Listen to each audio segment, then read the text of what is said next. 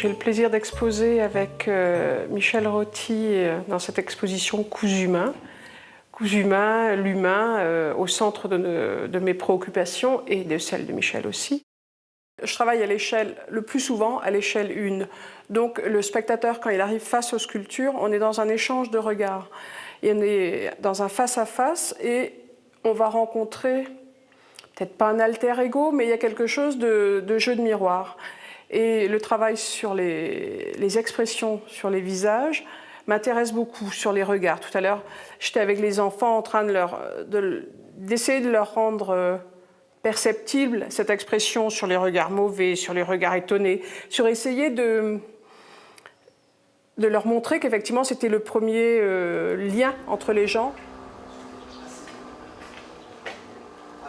Cette histoire ici, c'est l'histoire de Bottom. C'est sorti de Shakespeare, des Songes d'une nuit d'été, où Oberon transforme un artisan qui passe par là en âne, et Titania doit se réveiller et tomber éperdument amoureuse de Bottom, donc de cet âne.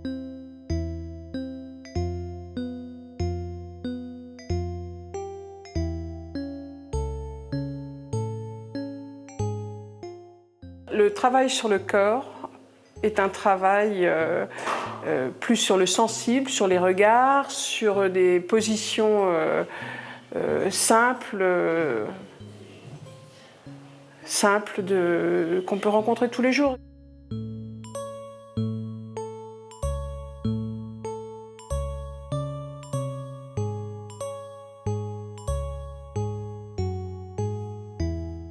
Et quoi tu te moques, par exemple, cette femme qui éclate de rire parce qu'on passe, et pourquoi? Parce que c'est par rapport à nous, peut-être qu'elle éclate de rire.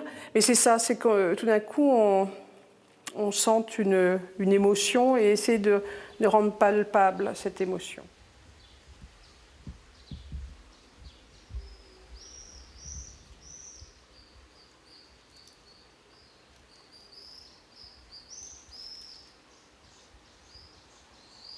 J'ai eu le grand bonheur à Gondrin de pouvoir investir l'église et le lavoir.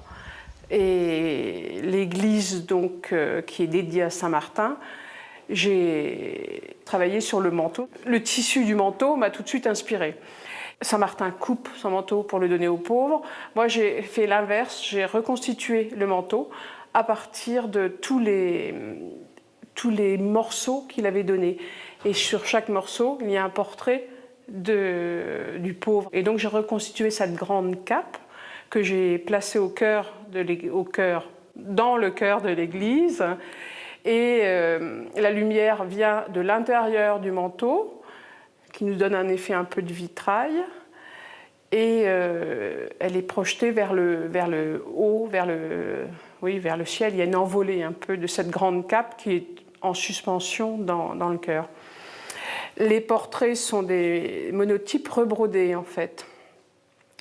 Que ce soit en sculpture ou en peinture, il y a toujours le fil, ce cousu humain, justement, qui va faire le lien.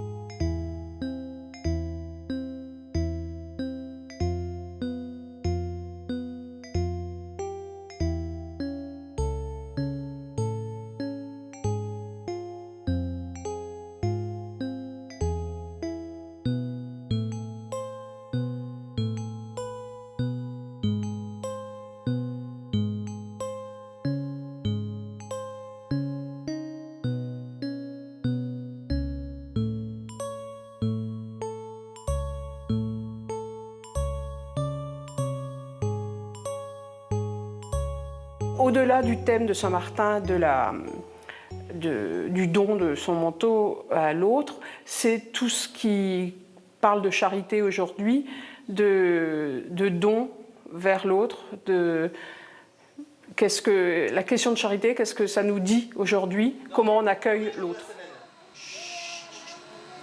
Regardez, dans les dames, elles avaient des planches comme ça, mais ça c'est trop lourd, hein. Faut pas. Elles avaient des planches en bois et elles s'accrochaient là. Elles s'accrochaient là pour pas tomber là. S'accrochaient. Et elles se mettaient à genoux là. Et tout autour. Et c'était long, hein. Au lavoir, j'ai pu placer mes lavandières.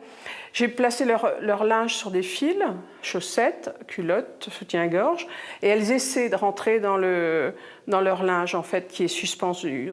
Mais ce n'était pas de façon réaliste que je voulais leur rendre hommage. C'est un petit clin d'œil en rentrant dans une position complètement impossible, parce qu'effectivement, je conseille à personne d'essayer de rentrer dans ses chaussettes suspendues au fil à linge. On choisit une place à l'ombre. Loin de tu restes à l'ombre. À l'ombre, à l'ombre. Le miroir d'eau du lavoir, le lieu, comme l'église, c'est vraiment des cadeaux magnifiques pour un plasticien de pouvoir investir ces lieux-là qui sont très très beaux. Mais elle, figure-toi qu'avant de laver le linge ou le rincer, elle venait là. Attention, attention tes doigts. Ici au fond, il y a un bouchon. Quand on ouvre le bouchon, que fait l'eau?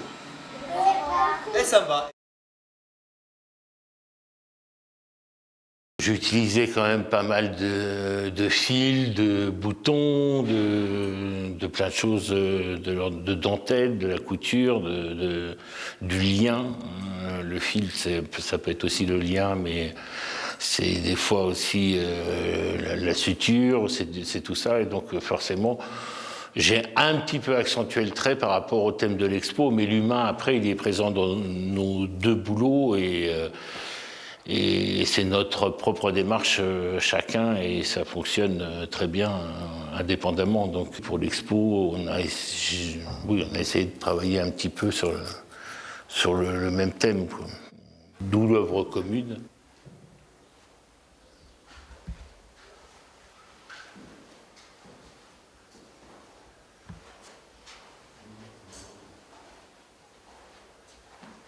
Des fois, tu as une espèce d'image qui se fixe comme ça et que tu vas vite noter.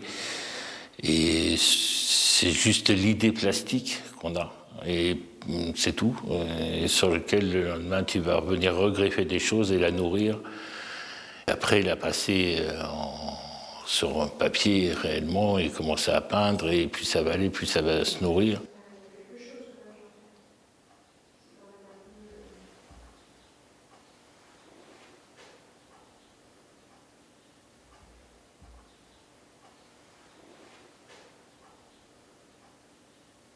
Toujours le mystère de l'intérieur et de ce qu'on a physiquement à l'intérieur et ce qu'on a aussi sentimentalement. L'intérieur, mais s'aimer jusqu'au fond des tripes, ça aussi, voilà, ça revient à ça.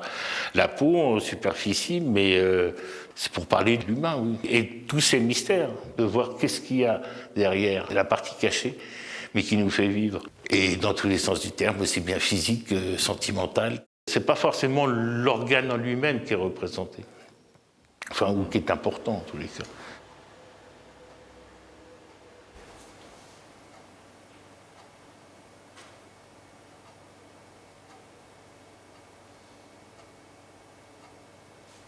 C'est pas forcément des anciennes photos, il y a encore des gens qui sont vivants.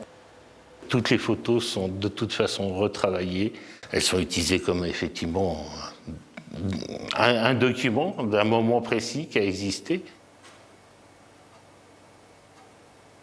À chaque fois, mes documents, ils sont aussi pour parler du présent et de l'avenir. Et en plus, effectivement, il y a certaines personnes qui sont bien vivantes. Donc voilà. Après, c'est des petits clins d'œil amicaux que je fais aussi, les insérer dans un tableau. Mais... Donc c'est pas de la nostalgie du tout, surtout pas. C'est rien à voir avec de la nostalgie. C'est pour parler justement du présent et de l'avenir et de... Mais oui, du temps qui passe, mais on est fait de tout ça, quoi. Donc forcément du présent.